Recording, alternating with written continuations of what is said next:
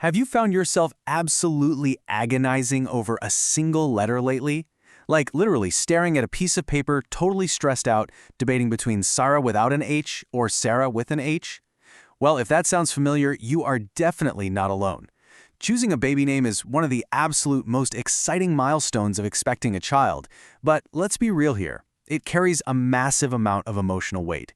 It can be a surprisingly frustrating process when you're faced with what feels like an endless sea of options.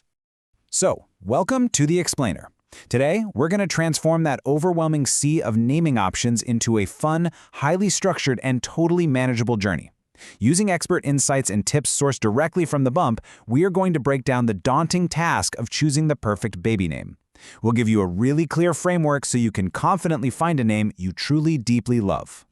Here is our roadmap for today. We've broken this down into 3 distinct, actionable phases. 1. Finding your inspiration. 2. The real-world test. And 3. Navigating the noise. All right, let's jump right into phase 1, finding your inspiration. So when you're staring at a total blank slate, looking at the world, history, and the people around you is honestly the best way to start. It's kind of like putting together a giant puzzle. We have 4 primary buckets of inspiration for your brainstorming process, so you don't have to just pull a name out of thin air.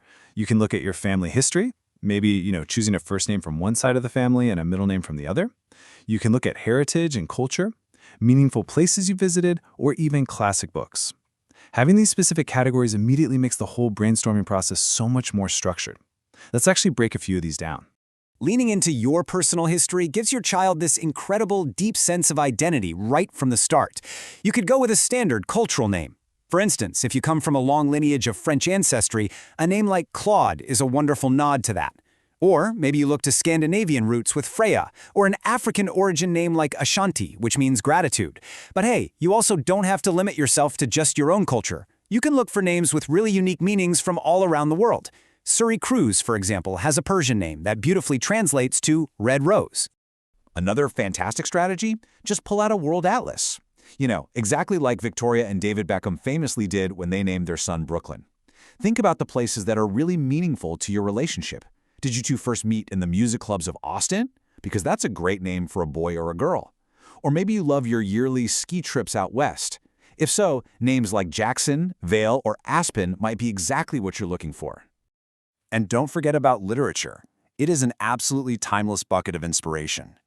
Bruce Willis and Demi Moore famously chose the name Scout for their daughter, drawing straight from the classic novel To Kill a Mockingbird. And we're actually seeing a major surge right now in names rooted in classic books. Characters like Madeline, Eloise, Sawyer, and Scarlett are really driving modern naming trends. Moving right along, we hit phase 2, the real-world test. Okay, so you've got this great list of brainstormed ideas, pulled from your heritage, your favorite cities, and books. Now we have to subject them to the rigors of actual everyday parenting. Every single potential name on your shortlist needs to go through this ultimate 3-step stress test. Step 1 is thinking about perception. Step 2 is practicing the playground yell, and Step 3 is factoring in nicknames. So let's talk about perception.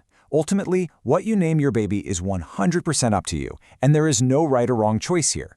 Unconventional names are wonderful, but if you do go with a very unique spelling or a gender-neutral name, you just kind of need to prepare for the reality of it. You might find yourself spelling it out repeatedly, on forms, at daycare, or the doctor's office. You might have to gently correct people if they assume a gender. You don't have to justify your choice to anyone, of course, but preparing your answers ahead of time, like simply stating it's a family name, will literally save you so much headache down the road. Now, I absolutely love this next test. I want you to visualize your beautiful, tiny newborn. Got it? Okay, now fast forward a couple of years and visualize that same child as a highly energetic toddler. How does that carefully chosen first and middle name sound when it's being shouted across a busy playground? Or yelled across the house? This is a humorous but very, very real parenting truth. You will be yelling this name a lot. Make sure it rolls off the tongue when you're in a rush. And the final part of this real-world stress test is the nickname factor. We all picture that pristine, formal given name painted beautifully on a cursive nursery sign. But the reality? Once baby actually makes their debut, caregivers, grandparents, and loved ones are going to invent a sea of wild nicknames. Sometimes the moniker your little one ends up going by won't even resemble their actual name. So keep potential nicknames in mind as you pick, but also let this knowledge take the pressure off a bit. The formal name is really just the starting point. Which brings us to our final phase. Phase 3. Navigating the noise. So you've gathered your inspiration, and you've stress-tested your absolute favorites. Now we need to equip you with boundaries and data to finalize your choice and protect it from outside opinions. Let's talk about the year 1997. Why is this important? Well, since 1997, the Social Security Administration has been compiling an annual list of the most popular baby names chosen by parents the previous year. This database is an absolute goldmine. If you have a few names in mind, you can run them through the SSA's website. It helps you see exactly where a name sits in the cultural zeitgeist. So whether you want a name that is right on trend or you want to ensure your baby's name is completely unique and off the charts, the data is right there for you. And the great news here? You really don't have to figure all this out alone. Beyond those SSA popularity rankings, there are abundant online resources to help you through the final selection. Hubs like The Bump offer extensive name lists broken down by category, games to help you narrow down your favorites, and even middle name generators to help you find that perfect flow. Seriously, let the technology do some of the heavy lifting for you. Now, we absolutely have to talk about protecting your choice, because loved ones are bound to ask about the name long before the baby arrives. And unfortunately, they very often offer unsolicited advice or try to sway your opinion. If you want to share, go for it. But if you don't, you are completely empowered to keep it private. I love this tactic. Use a funny decoy name. When someone asks, just give them the decoy name to playfully shut down questions and evade their commentary until the baby's big arrival. It works like a charm. And honestly, that brings us to the single most important point of this entire explainer. If you're happy with your baby name, that's really all that matters.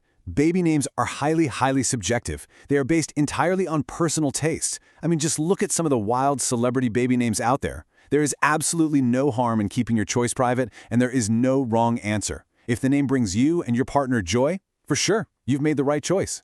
Choosing a name is literally the first gift you give your child.